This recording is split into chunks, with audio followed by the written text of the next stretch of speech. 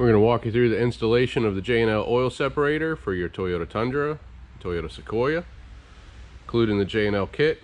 It's an oil separator, mounting bracket and mounting hardware, hose clamp, 2 hoses and 2 dress-up ends. The tools you're going to need for installation is a ratchet, 10mm socket, Phillips head screwdriver, a 1/4-inch nut driver or standard screwdriver, a long pair of needle nose pliers is helpful, and you're going to need light grease or oil. Let's get started. Our first step is to remove our engine cover. I'm going to do this by just putting your hands underneath of it and lifting up and pulling away. Next, we're going to locate our PCV line, which is right here. Just push this little vacuum line out of the way. It's got this little spring clamp. You can actually push this back with just your fingers, just pinch it and slide that back. And then you're going to pull back on the line and that'll remove. And then you'll see another connection here down at the PCV valve has another spring clamp. You can either go down there with a pair of pliers, but actually the factory line is soft enough that you can just pull up on it and it will remove. Now you have this engine foam here. There's 2 different methods here. I'm going to show you installing this with the foam still in place. I'm also going to insert a clip where we have removed this foam in the past. This truck is a 21. This foam is still very pliable and soft, and I could squish it and get my hands in there. So I don't feel like I need to remove it on this one. The previous truck we had, it was a little stiffer, a little older, just from heat cycles. And all I did is reach down in here and ripped out this piece of foam. This goes underneath the manifold, so there's no easy way to get it in and out. But for this installation, we're going to do it with it in place. Now this foam, we're going to have to pull out of here. And this goes completely under to the left side of the manifold, left and right side. So we're actually going to have to rip it. But it will be required just to be able to get to our fittings down here. So I'm just going to grab it as low as I can and pull up.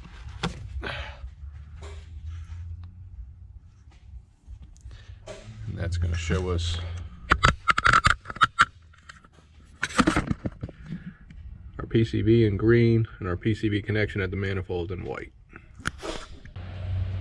Now on the PCV line you removed, you're actually going to remove this clamp from the smaller side of the line. This was the portion of the line that went down. We're going to reuse this clamp. On your J&L line, the one with the adapter to the smaller line, we're going to pre-install this clamp onto this hose and just push it up somewhere. So I'm going to prep my hose that's going to go to my PCV. This is axle grease, wheel bearing grease. You can use motor oil, you can use dish soap, anything that's nice and slick. You're going to want to put some inside the end of this hose. So I'm just going to lube this up real good. This is going to help us push on to that fitting. Our hoses are reinforced, so they're a lot stiffer than the factory line that you removed. Now I'm also going to put a little grease on the fitting itself, just because any little bit will help.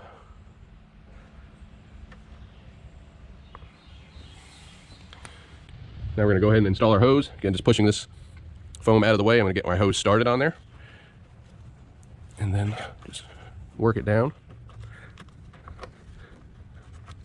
Again, this hose is rather stiff. This is where you can take your needle nose pliers and just grab the hose and push it into place. Got a little further to go.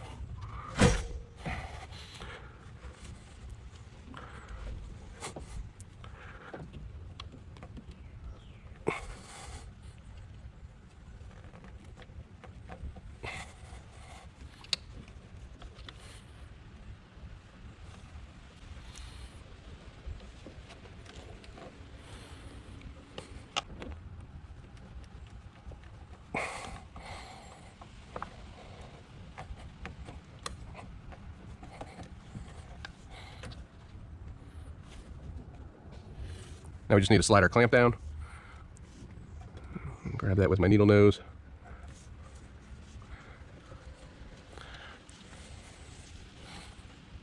Push on it. There we go.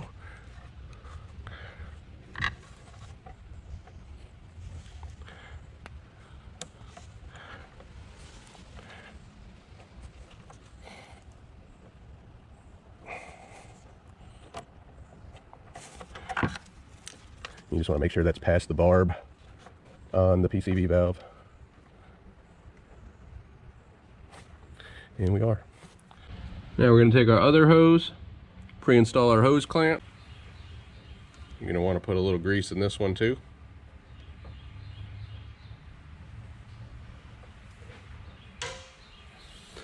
And we're going to install this one onto the intake fitting.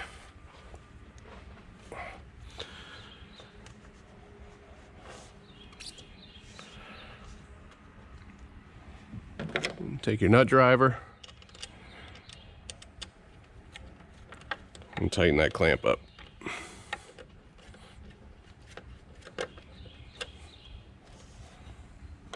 Now we're going to work on mounting our bracket. The radiator shroud has a 10mm bolt. We're going to take that out.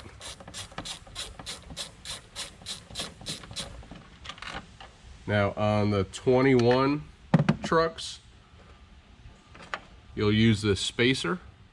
On the earlier trucks, this is shaped a little differently and you don't need this spacer. But what you're going to do is you're going to put the bolt through your bracket, the supplied bolt, use the spacer,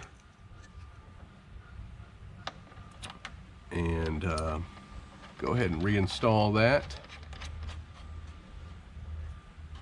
And just straighten up that bracket. You kind of want it square to it, just nice and straight. Of course, you can adjust this later if you need to.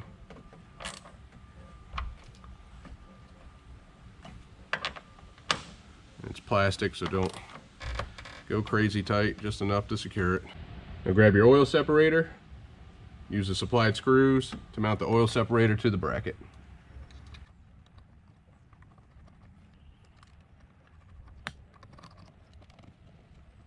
Now we just need to make our hose connections. The hose that's running to the PCV valve is going to go to the O side of the oil separator, and the hose that's going to the intake is going to go to the C. So we're going to grab our little dress-up caps here, but first we're going to lubricate our hoses so they push onto our fittings nice and easily.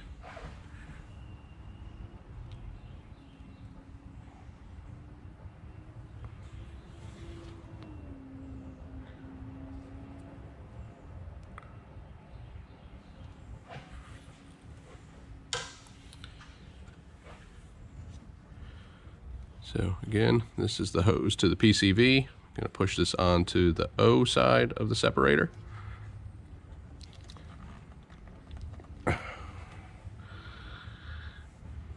And then the one on the intake. Make sure when you're pushing on this that you support the separator. You don't want to push all this stress onto this plastic tab. So again, like so. Our last step is to reinstall our engine cover. You'll notice this bar on the back of the intake manifold. This is going to connect in the back of the cover, so align that first. And then just let that fall down and push it into the grommets. Your average oil collection on these 5.7 Tundras, Sequoias, it's about an ounce of oil every 1,000 miles. The can in its default form holds 3 ounces. This is compatible with our extension that doubles the capacity, which gives you 6 ounces. In the winter, you'll find your collection rate increases due to condensation buildup in the can from the temperature difference. Figure the air that's entering this can is about 200 degrees, sometimes a little more. And if it's really cold outside, you have a really cold can that's getting that, so you get the condensation. So you want to check it more frequently in the wintertime if you live in a cold climate.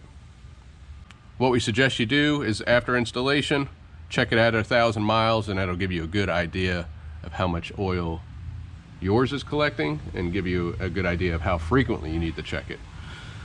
If you can't remember to check it, nice thing to do is on your cell phone, you can go into your calendar and set up like a reoccurring event every 3 to 4 weeks, depending on how much you drive it, and just send an event to check your oil separator. And that's a great way to keep track of it too. If you have any questions, please email us, call us. We thank you for watching, and we'll see you on the next one.